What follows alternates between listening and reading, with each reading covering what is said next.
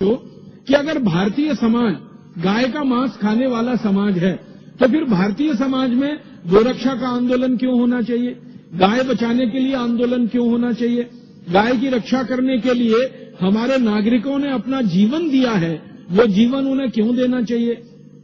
हमारे इतिहास में तो एक बहुत बड़ा उदाहरण मिलता है अमर शहीद मंगल पांडे का, जिन्होंने गोरक्षा से आंदोलन की शुरुआत की और देश की आजादी का आंदोलन वो बन गया पूरे भारतवर्ष में, और उसने आग लगा दी पूरे देश को। आप जानते हैं अमर शहीद मंगल पांडे को फांसी हुई थी तो सवाल तो गाय की रक्षा का था।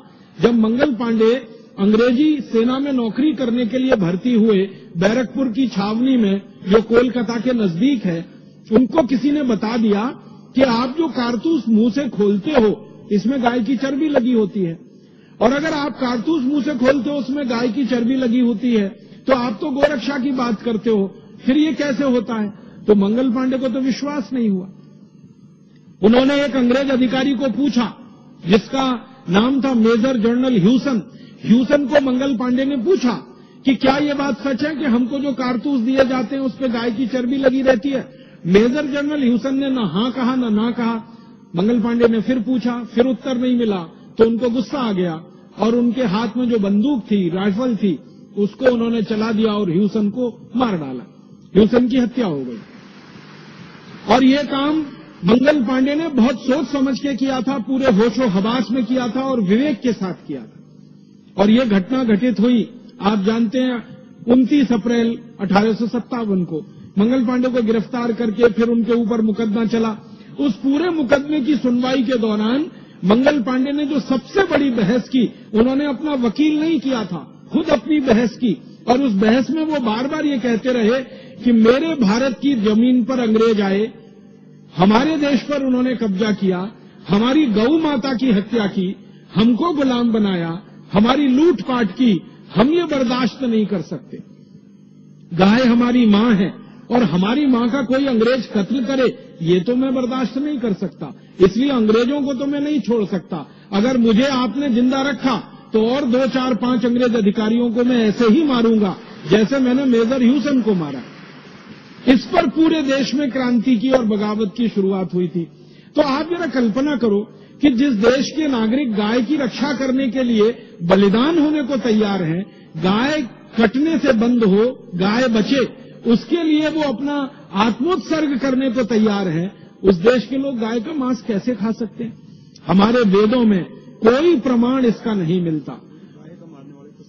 हाँ, हमारे यहां तो उल्टे प्रमाण मिलते हैं कि गाय को अगर कोई मारता है तो उसको मार दिया जाए, गाय को कोई काटता है तो उसके हाथ काट दिए जाएं, गाय को कोई काटता है तो उसके पांव काटे जाएं।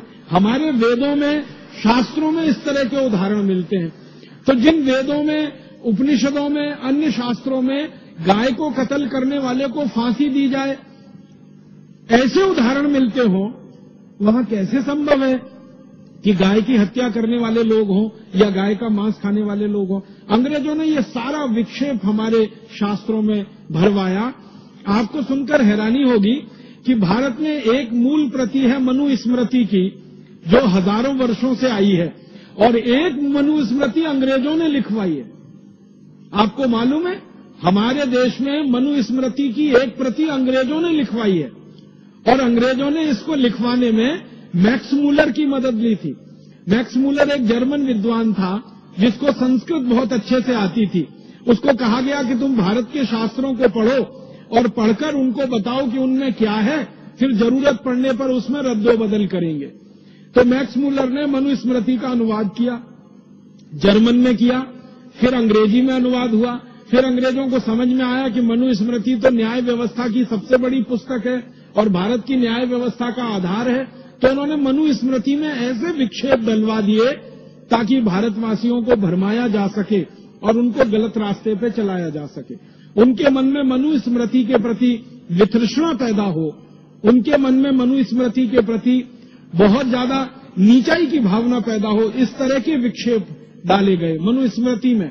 इसी तरह के विक्षेप डाले गए हमारे अन्य बहुत सारे ग्रंथों में, और अंग्रेजों की इसकी बहुत बड़ी टीम थी और बड़े भारी लोग इस काम में लगे हुए थे। कोई साधारण अंग्रेजों ने ये काम नहीं किया है। मैं नाम ले लूं अगर तो एक अंग्रेज का नाम सबसे ज्यादा ले सकता हूं।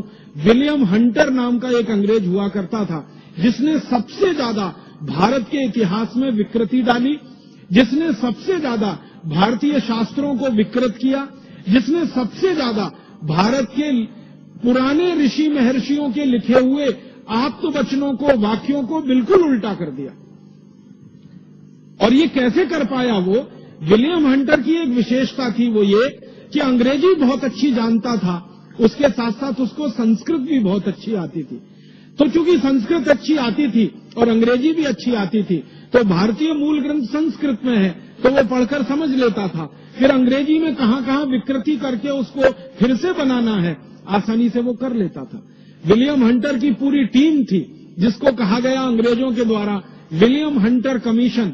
विलियम हंटर कमीशन की रिपोर्ट के बारे में मैं बात करूं, घंटों घंटों उसी में निकल जाएगा। हजारों पन्नों में उन्होंने रिपोर्ट बना के ये बताया है कि हमने भारत के किस किस विषय में, किस किस शास्त्र में क्या क्या परिवर्तन कर दिए हैं। ये अंग्रेजी संसद को उन्होंने भेंट किया था और वहां पर उसको प्रस्तुति करके उस पर बहस हुई थी।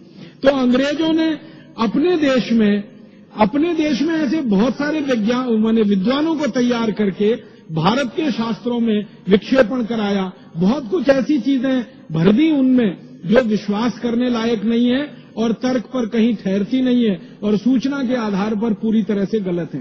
सांस्कृतिक रूप से भारत नीचा देश है, गुलामों का देश है, हमेशा विदेशियों के हमलों का शिकार रहा देश है।